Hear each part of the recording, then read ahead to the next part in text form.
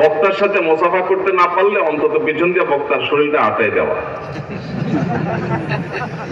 কিরে ভাই, আমি কোরআন হাদিসে সালামের ফজিলতের কথা শুনছি, জানছি, দেখছি, পাইছি, মুসাফার ফজিলত পাইছি, মুআনাকার ফজিলত পাইছি, আতানোর ফজিলত তো পাই নাই।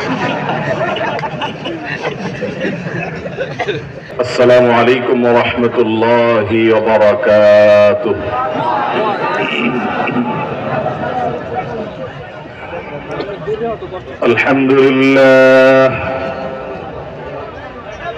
আলহামদুলিল্লাহ নাহমাদুহু ওয়া নাস্তাঈনুহু ওয়া নাস্তাগফিরুহু ওয়া নু'মিনু বিহি ওয়া নাতাওয়াক্কালু আলাইহি ওয়া নাউযু বিল্লাহি মিন শুরুরি আনফুসিনা ওয়া মিন সাইয়্যাতি আ'মালিনা।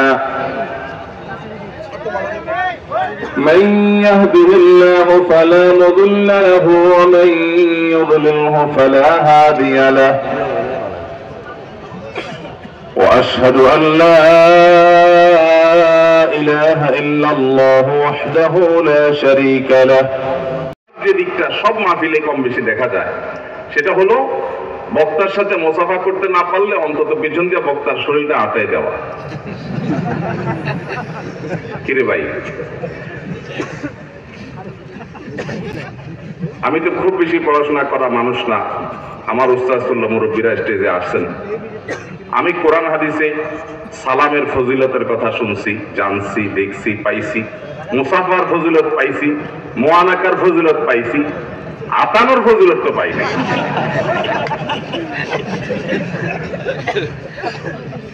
আপনারা সকাল থেকে এই পর্যন্ত সিরাতুন নবী মাহফিলে অনেক আয়োজন, অনেক আলোচনা শুনছেন, অনেক বড় বড় দেশি বিদেশি ওলামা ইকরাম আলোচনা করছেন। আলেমদের শরীরে আটায় দিলে কোনো ফজিলত আছে নাকি? তাহলে আটানোর কারণটা কি?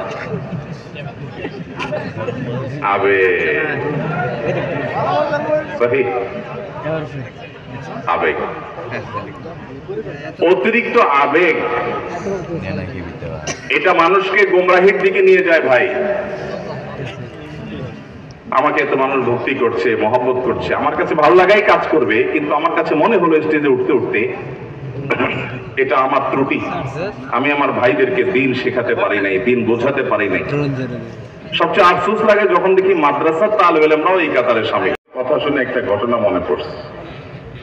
এক পীর সাহেবের নদীর দোনো পাড়ে কিছু মুরিদান ছিল।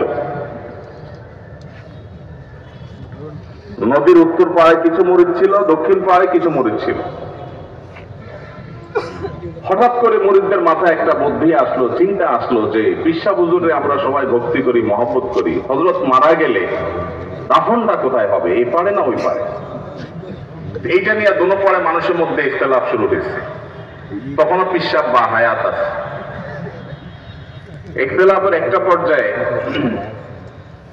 এক পাড়ের মানুষজন যখন বুঝতে পারলো যে তারা একটু দুর্বল, পীর সাহেবের মারা যাওয়ার পরে দক্ষিণ পাড়ের লোকরা যে পরিমাণ শক্তিশালী, তাতে আমরা বোধহয় হুজুরের এখানে কবর দিতে পারবো না, হুজুরের বরকত থেকে আমরা মাহরুম হয়ে যাব। এই চিন্তা করে তারা খুবই সন্তর্পণে গভীর রাতে পীর সাহেবকে মেরে উত্তর পাড়ায় কবর দিয়ে দিচ্ছে। এই হলো আমাদের আবেগের হালত, এই হলো আবেগের নমুনা। এই আবেগের কোনো মূল্য আছে ভাইরা আমার? এই জন্য আল্লাহর ওয়াস্তে আমরা এগুলো কন্ট্রোল করব, নিয়ন্ত্রণ করব। কোন আলেমের সাথে তার শরীরে কোথাও টাচ হওয়া না হওয়া, এর সাথে আপনার নাজাত নির্ভর করবে না ভাই। নাজাত নির্ভর করবে ওয়াজ মাহফিল থেকে কোনো কথা গ্রহণ করে যদি আপনার জীবনকে আপনি পরিবর্তন করতে পারেন, আমলে আনতে পারেন, হেদায়েত গ্রহণ করতে পারেন, তাহলে এটা নাজাতের জরিয়া হবে, এটা নাজাতের মাধ্যম হবে। আমরা সেটাকে বেশি ফোকাসে রাখবো, সেটাকে বেশি মনোযোগে রাখবো। আল্লাহ তাআলা আমাদেরকে আমলের তৌফিক দান করুন।